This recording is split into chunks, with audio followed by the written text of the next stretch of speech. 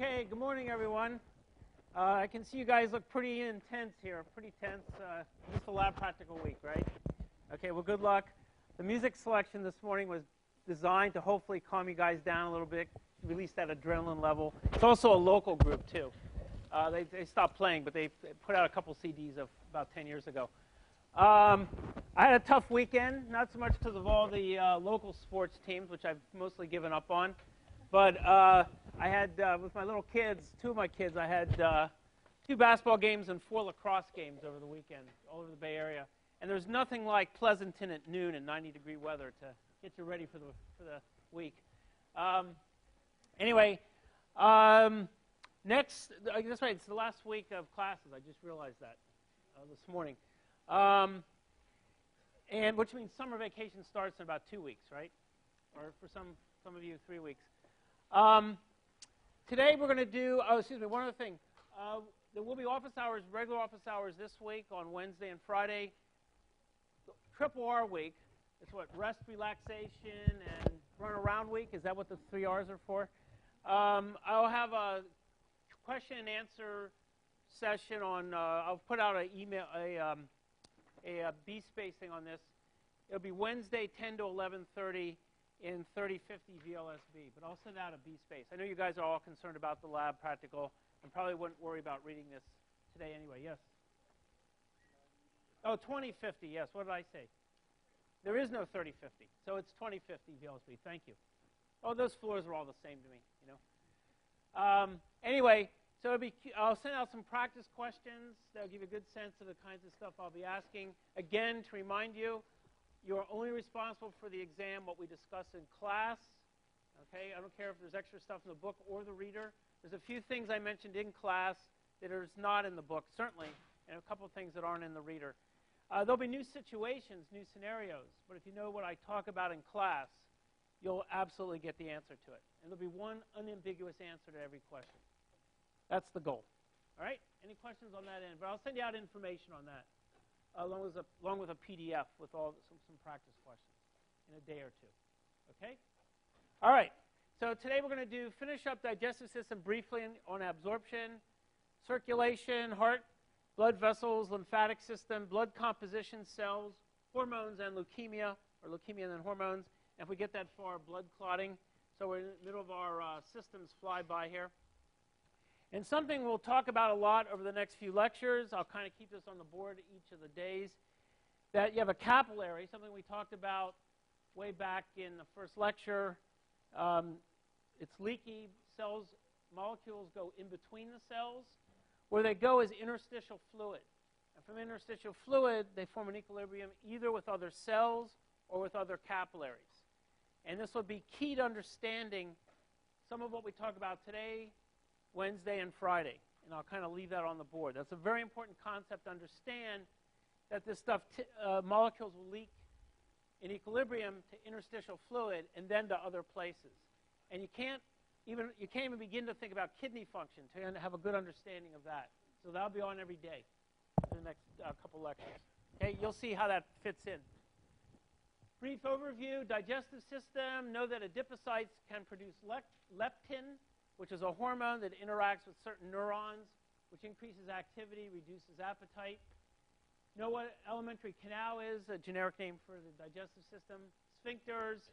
The key to the digestive system is really the other 2 terms. Hydrolysis, which is what we spent most of the lecture on, putting water across a covalent bond and splitting that covalent bond, going from larger to smaller molecules. And absorption, which we'll briefly chat about today, bringing good stuff back into your system. Okay? In the humans and mammals in general, you have the salivary gland, which is important because it produces amylase, which breaks down complex carbohydrates or oligosaccharides, and mucin, which lubricates, and there's also a buffering capacity there. In the stomach, which is the rest of the board, there's a food bolus. Know about chief cells and parietal cells, what they do. The main protease, or the main hydrolytic enzyme that gets produced is a precursor called pepsinogen. It's larger. In the acid conditions, there's a slight change in the structure of it. allowing for the breakdown into pepsin, which is the active protease, has a low pH enzymatic optimum. Pepsin does the hydrolysis of the proteins, but also some pepsin has a positive feedback, sort of a molecular positive feedback. Well, actually, one of its substrates is more pepsinogen, and it keeps cleaving it until you're all gone, so there's no more pepsinogen there. So there's a little bit of a positive feedback. And there's also the role of hydrochloric acid and gastrin, gastrin being the hormone that's produced. Okay? Small intestines, duodenum. The acid chyme comes in from the stomach. Know what the role of bicarbonate is. It's actually sodium bicarbonate, but bicarbonate's the ion. The pancreas makes what I call a bunch of hexases, which are hydrolytic enzymes. I use the term hexase because it's easy to remember, because all of them end in ASE. You got proteases. There's many, many proteases. One of the ones we talked about is trypsinogen, a very large one. I mean, it's produced in very large quantities. Formed as a precursor, just like pepsinogen. Trypsinogen gets converted to trypsin. There's actually a specific enzyme that does that. You don't need to know the name. Trypsin is probably one of the most promiscuous proteases out there. It cleaves any peptide bond it sees, almost. And it's one of the main players in generalized breakdown of protein. There's a bunch of others, too. It's not the only one. You got lipases, break down fats, amylase, more complex sugars, nucleases, RNA and DNA, which you can eat. RNA and DNA can get through the acid sometimes. The two hormones involved are secretin and cholecystokinin. Know that the gallbladder secretes bile. Bile is actually synthesized in the liver, but secreted from the gallbladder. And then we briefly mentioned jejunum, ileum, which absorb nutrients and water. Large intestines, which we're going to mention too much except for right now, it absorbs water. That's the end of large intestines. Okay? Any questions on the digestive system? Again, it's a quick flyby, but it gives you a sense of what goes on. So I just want to briefly finish the issue with that absorption. In the wall of the small intestines, you have these protrusions, and these are called villi. And the reasons for the protrusions is, one can envision, is increasing surface area for absorption. This is where you absorb. If you look at a blow-up of one of those, there's a weird-looking border. And when they first had microscopes, for whatever reason, they thought they looked like brushes. They kind of do a little bit the bristles. This is called the brush border. And the brush border is a layer of epithelial cells, columnar epithelial, because that's, remembering from 3 or 4 weeks ago, probably for some of us seems like a year or so ago, but it's columnar epithelial is a massive either absorption or secretion. In this case, it's absorption. This forms this epithelial layer. These epithelial cells also have smaller extrusions called microvilli. And this increases the surface area, so you can absorb lots and lots of stuff, lots and lots of nutrients. The whole idea is to bring this in. Underneath the columnar cell layer, you have capillaries, which is here, which brings in most. The molecules go through the columnar cells, gets dumped into the capillary, and then the capillary goes right in to what we're going to talk about. I'll put this down in a second.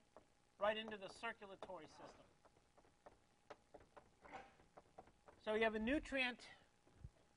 You have a nutrient that you're bringing in from inside the intestine. Goes through one layer, cell layer, which is the columnar cells. Gets dumped into the capillary. So it gets dumped into the capillary. And goes right into the circulatory system. So you're only 2 cells removed from what's in your intestine to getting into your circulatory system. So it's a fairly rapid system of bringing molecules in. Then you also have this other kind of tube-like structure called the lacteal. And I'll bring this down in a second. Lacteal brings fats into the lymphatic system. So this drains the fats directly in there, because fats have to be handled a little bit differently. because they're not as soluble, obviously, as the other hydrophilic molecules that are produced after hydrolysis. Okay? So this is what's going on in the small intestines. When you say absorption, this is what this system is. It's basically a connection to the circulatory system and to the lymphatic system. Okay? What do you think holds, what do you think keeps the cells, because now the molecules have to go into the columnar epithelial cells and then out. What keeps the molecules from just leaking in between the cells? You're close. Junctions. Yeah, tight junctions and adherence junctions. These things are very, very important in keeping the molecules going in the right place. Keep this in mind. We tie into some concepts we've already talked about here.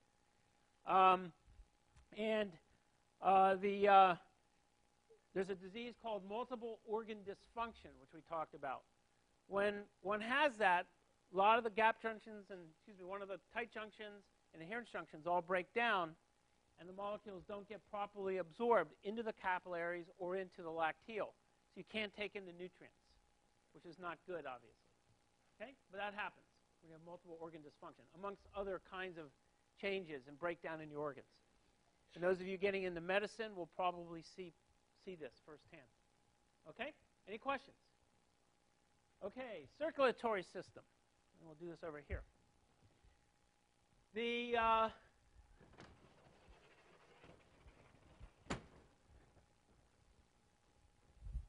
circulatory system is obviously driven by, the central feature is obviously the heart. And in humans and mammals, we have 4 chambers in the heart. Don't need to go into the structure of that. But in the heart itself, you've got 2 atrias, which deals with incoming blood. So the blood going into the heart, you've got 2 of those, and you've got 2 ventricles, outgoing blood. And you got 2 of each. So you have 4 chambers. And that's pretty much all we're going to talk about with those. What we are going to get into is sort of how the overall system gets pulled together and regulated and connecting to other systems. So one of the things that the heart does is connects up to the lungs. So you've got lung capillaries, which we'll talk about Wednesday. And this takes oxygen-rich blood into the heart. And this oxygen-rich blood comes down into the tissues, because you have to get the oxygen to the tissues. So it stays oxygen-rich, and you go into tissue capillaries. Again, we'll talk a little bit about some of the dynamics off and on over the next part of this, over the next lecture and a half. Okay, so this is also oxygen-rich. So basically, you go from the lung to the heart, heart to the tissues. And then the tissues send out oxygen-poor blood. And I'll bring this down in a second here.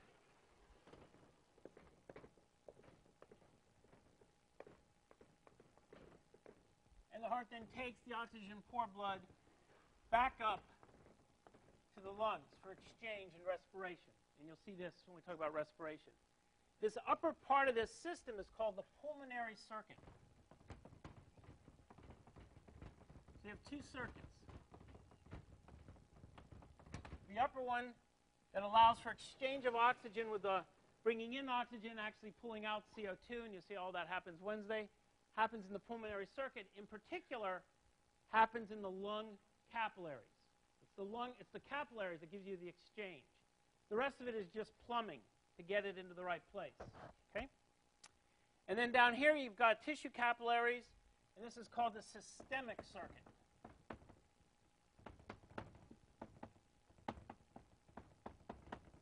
And here you have exchange of oxygen into the cells through capillaries and bringing CO2 out.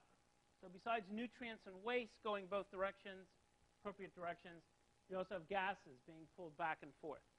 But that's the heart of it, so to speak. And we'll kind of refer to elements of this throughout the next bit of time. And also Wednesday, when we talk about respiration, we're going to focus on the oxygen exchange part of it. Okay? Any questions on that? All right. Now, one of the things that the heart has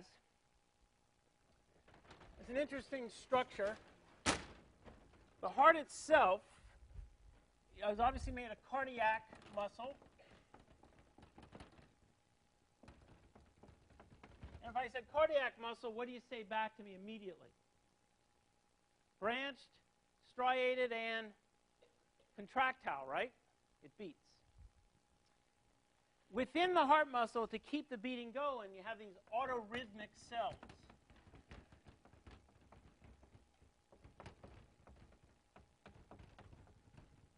So these guys can relax. Let me just do it first. Contract and relax without nerve impulses. And secondly, also very interestingly, these guys can generate action potentials, just like nerve cells. So when you read about the action potentials that we talked about one of the early lectures, it's not just nerve cells that can transduce information quickly through the membrane, but it's also these types of cells.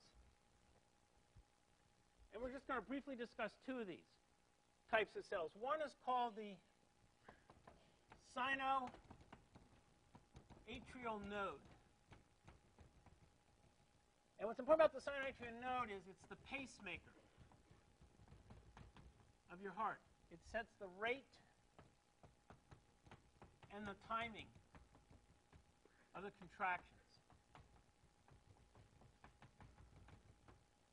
And as you know, your heart doesn't always beat exactly the same amount 100% of the time, right?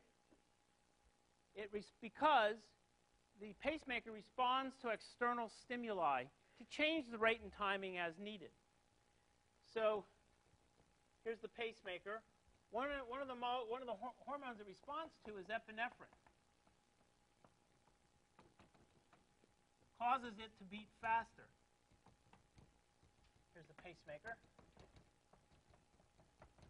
And where have we talked about epinephrine before? In what pathway? Sure, it's rapid stress response, right? So when you guys go in to take your lab practical this week, and you sit there, and right before they do what they were going to do in the practical, I've never taken one of these. I'd probably get like a 1 out of 100 probably. All of a sudden, you feel your heart beating faster, right? Right before, you're getting a little anxious.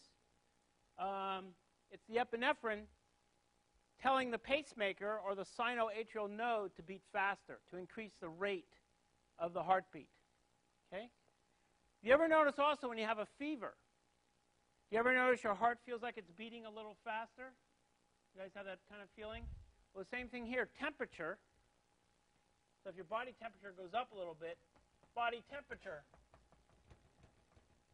also increases the rate by which the sinoatrial node functions. Okay, so so it's not just, it sets the rate and timing, but responds to external stimuli in a physiologically appropriate manner. Okay? So that's how it is. Then, put this down here. Another kind of autorhythmic cell is the ventricular atrial node.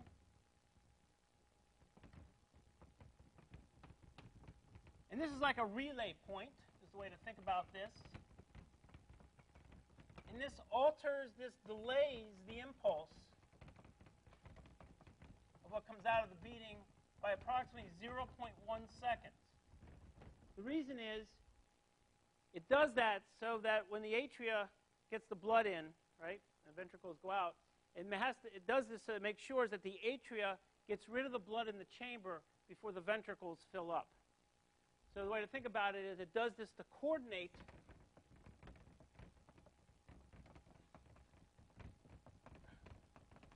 atria-ventricle function. Because you'd hate to start beating with blood coming in when the chamber is already full. It doesn't quite work.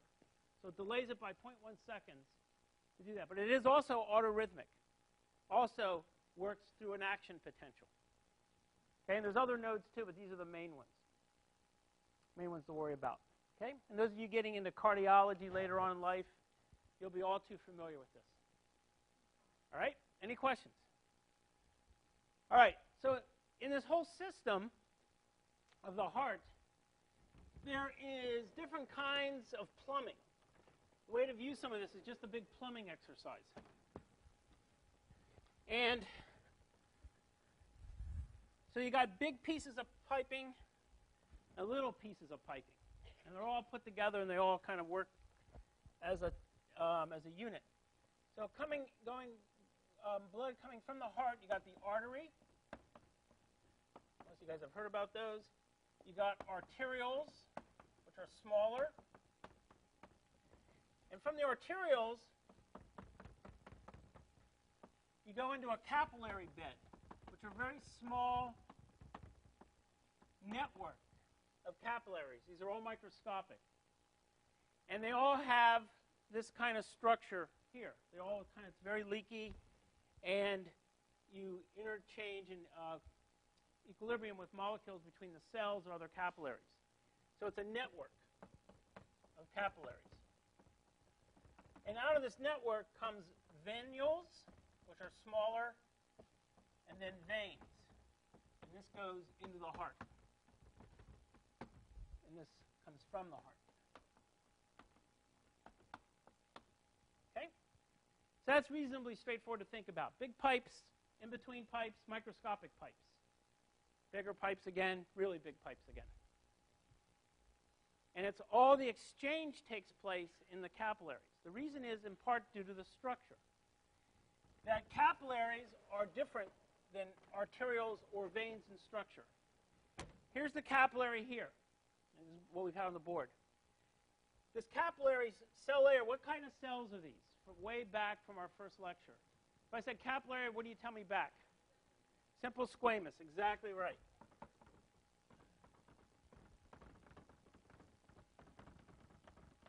And on the outside of these, there's kind of a basement membrane,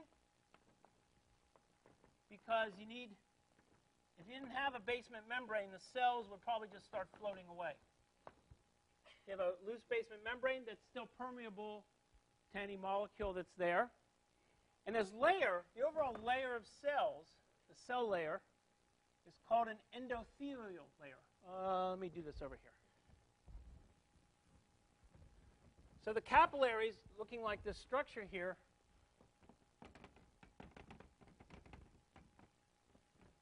I'll get into the gory details because it's over there. It's called an endothelial layer.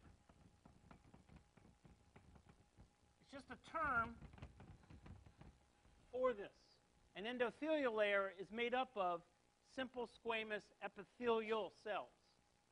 So you'll see this term quite a bit, endothelial. Now, an arteriole or a vein, you don't want it to leak. I mean, you want the capillaries to be leaky for exchange of molecules. But you're sitting there with your artery or your vein, you don't want to be leaking through these things. Okay, it's not good for you. The structure is different. The inside of this is an epithelial layer. And here's the and here's the molecules going through. Here's the blood going through in the middle. It has the simple squamous. It has the basement membrane. It's got everything you see here in the middle of this. But on the outside, you've got smooth muscle. And on the outside of that, you have connective tissue.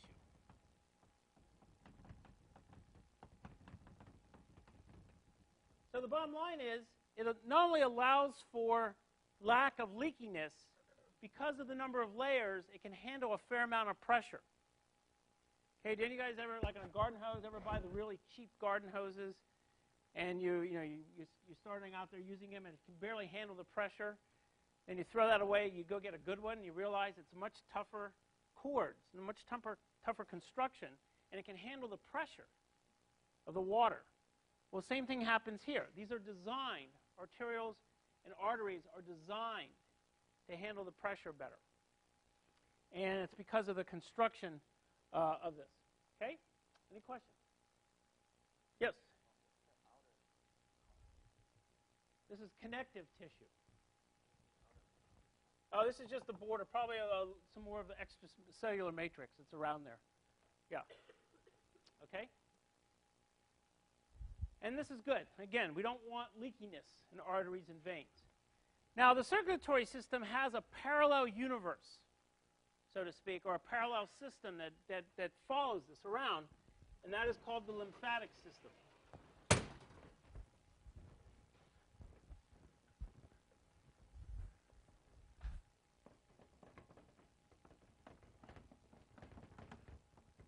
We'll draw a diagram of this in a second, but it helps defend against infection.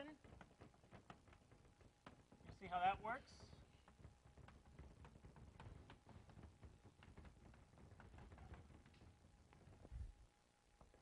It through the lacteal, remember in absorption, the lacteal brings fats into the lymphatic system, so it helps transport these fats into the circulatory system.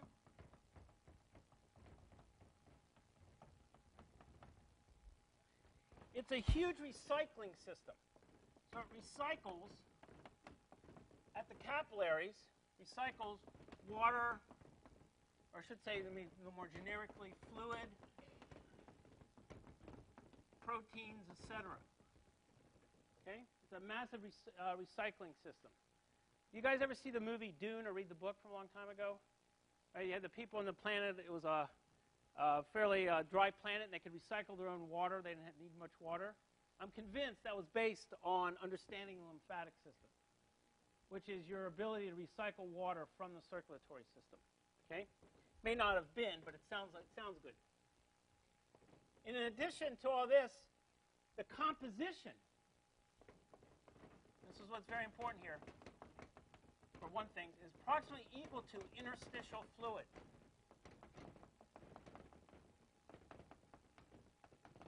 And it is because, as you'll see in a second, this equilibrium that takes place between the circulatory or the tissue capillaries, these are called tissue capillaries, through interstitial fluid going back into lymphatic capillaries.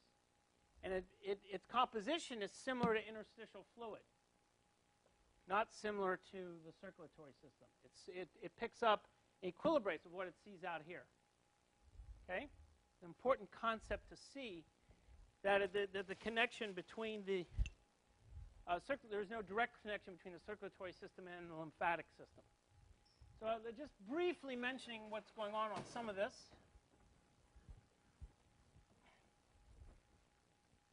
Okay, so here you have the circulatory system coming in.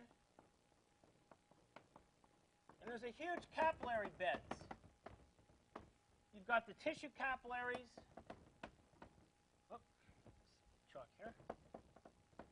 You have the tissue capillaries, or the systemic capillaries, intertwined with the lymphatic, or the lymph capillaries.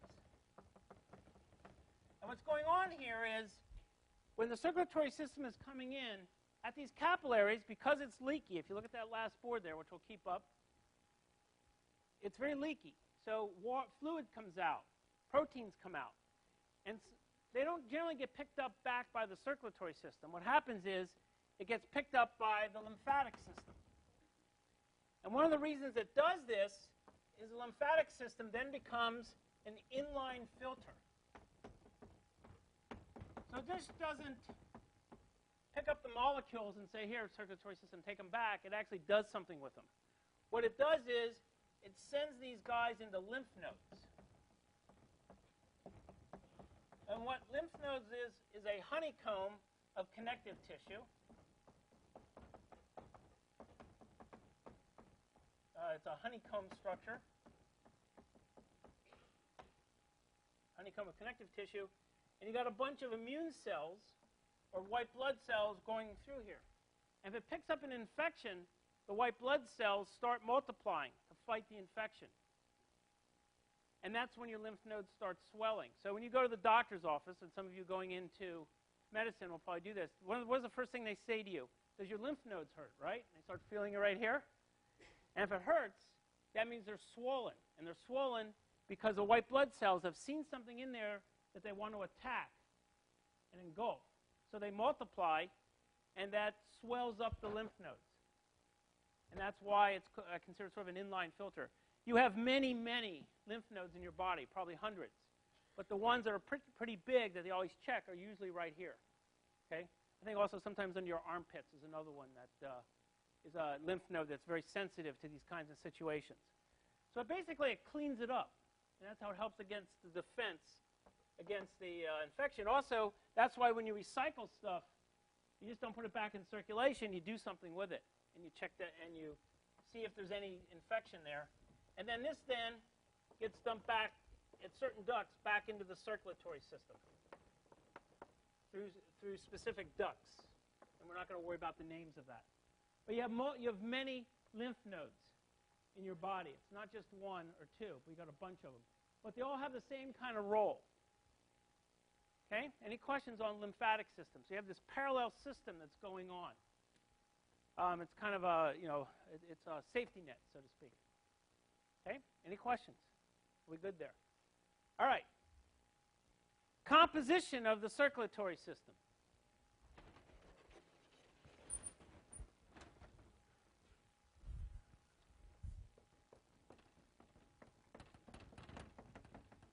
Okay, some of this should be really obvious, right?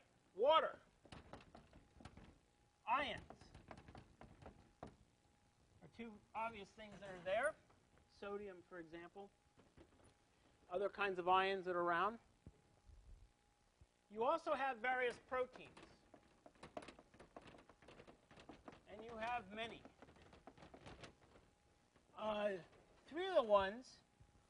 Three of these proteins are just briefly worth mentioning. One is albumin. Albumin is it's the highest concentration of all proteins. If you ran electrophoretic gel of your blood, the big band you see is going to be albumin. Albumin is hydrophobic, will bind up some hydrophobic molecules, but its main role, one of its main roles, is to maintain the osmotic pressure, osmotic conditions of the circulatory system. So it's massive quantities of this thing. There's also something we'll talk about Friday a little bit. Antibodies, part of your immune system, is a major component of this. And something we'll talk about either the end of today or first thing Wednesday is fibrinogen, which is a precursor involved in blood clotting. And I won't put down what it does because we'll talk about this in a little more detail. So these are three of the many, many proteins that are there, three very large quantities and important proteins. Okay? Can you think of something else that's in your blood system? Say other. Okay? Is there anything else you can think of that's in your blood system? Blood cells, yes, cells, which we'll talk a lot about in the next few minutes. Thank you. How about something that's molecules? Very good, on the cells. Okay, what? Glucose, more generally, very right. Sugars, glucose, nutrients. Hey, what's the opposite of nutrients? Sort of. Waste, right. You got waste products in there, ammonia, things like that you want to get rid of. What else do you have in there that we've talked about? Yes. Huh? Steroids? Yes. What's a more generic term for steroids? Hormones. Yes, we got tons of hormones there. Very good. And what is something we talked about at the very beginning of this lecture that's also there? What type class of molecule? Gases. Right, you got gases in there. So when you say you have gas, well, sometimes it's a good thing because you need it in your circulatory system. Okay? So you got a lot of stuff in there. And when we talk about respiration, which is the next issue after circulatory system, you'll see how the gases are transported. Hormones are there, and so forth. Okay? Oh, by the way, one aside. I just remembered as I said that. We talked about cholecystokinin. I think the question was asked whether it's paracrine or endocrine. Turns out it's both. It's complicated, depending on where it goes. You don't need to know that for the exam, but it was a follow-up. I just realized I had looked up in between lacrosse games. Okay. Nice having the new smartphones. You get think about something, you can just go look it up. It's great. And as I always tell people, it's not the good old days, it's just the old days when we didn't have this stuff. So keep that in mind. All right, cells. You do have cells in your blood system, and they're very important. What's the color of your blood? And I say color, what do you say? Red, right? Hopefully. Unless you're a crab and you're blue. But we're not. We have erythrocytes, which is the term for red blood cells, or RBCs. Erythrocytes transport oxygen. And it's actually bound to hemoglobin. And we'll see this on Wednesday. So this actually binds the oxygen. Hemoglobin itself, there's a disease out there called sickle cell anemia.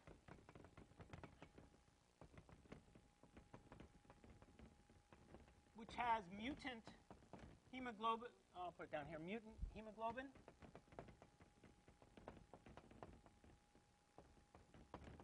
And the mutant hemoglobin changes the shape of the red blood cells. And what happens is the red blood cells can't get through the capillaries very well. It occludes the capillaries. Very inefficient. So that is the problem with that. So it causes RBC shape change and can't get through the capillaries very well. Okay?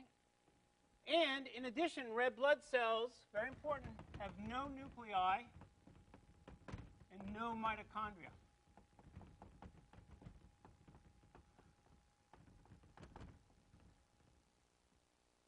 Can they proliferate? No, very good. These are dead-end cells. If you don't have a nuclei, you're not going to do very well. Okay? You also have white blood cells, and really, they're not really that white. They're just not red, in case you're wondering. And these are called leukocytes.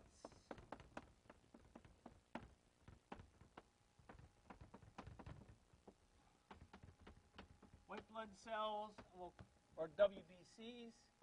And there's various kinds, and they have lots of different functions. Some of the important ones, or some of the ones we'll talk about, is monocytes and neutrophils.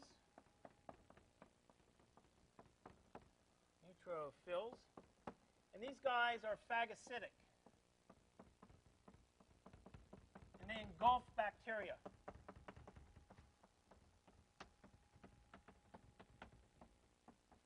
When you get a cut, for example, we'll talk about part of the inflammatory response, is these guys that come out to greet the bacteria and take them away.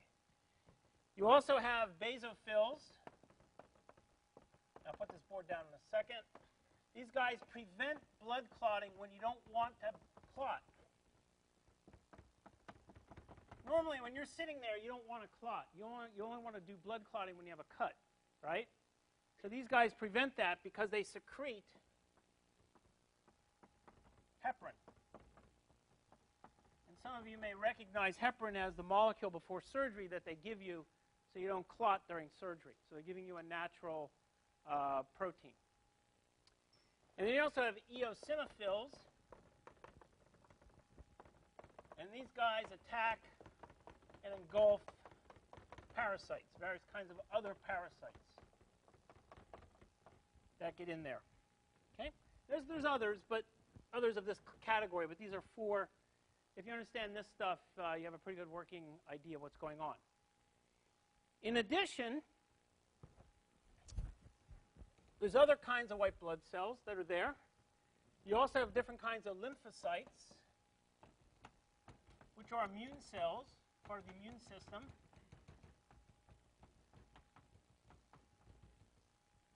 And these guys you have two kinds, B cells, B lymphocytes, which make antibodies. And you have T cells, T lymphocytes, that are part of the cellular immunity system. And these have some subclasses, helper and killer cells. Okay, sounds like you're writing a science fiction movie of some sort. But you have helper and killer cells that we'll talk. Hopefully we'll have time on Friday to talk about it. Then you also have platelets. which are involved in blood clotting. And these guys, I'll put this board down in a second here, if I can handle the board, are basically pinched off cytoplasm. And they have mitochondria, but they have no nuclei. So you hear of platelets, but they're not, you know, it's borderline whether you call them a cell. We're calling them a cell because it has a membrane around it. But like red blood cells, they do not have nuclei. They're pinched off cytoplasm. And these are the main ones we'll concern ourselves with. Questions on that? Should be pretty straightforward. There are other cells there. Yes? Pardon? Why does fat have to go through the lymphatic system? It is not clear to me. I don't know why we evolved to do that. Probably in part because they have to be solubilized, and maybe you can have more trapped bacteria in there. I mean, who knows?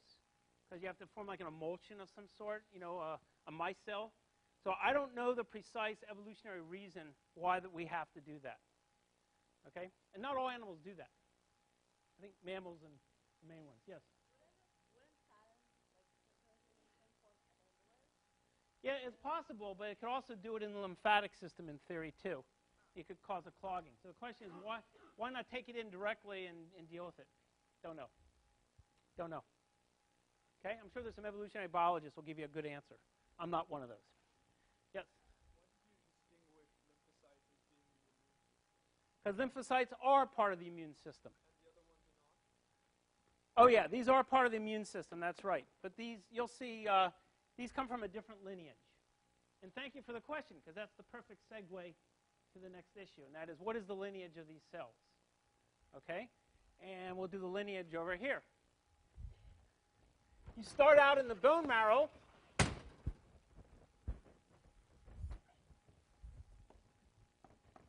Bone marrow stem cells.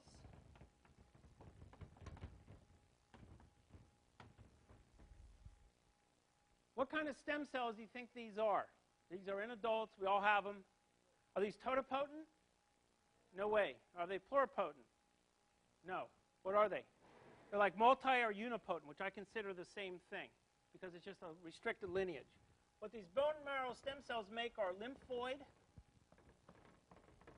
stem cells, and they make myeloid stem cells. It is the lymphoid stem cells.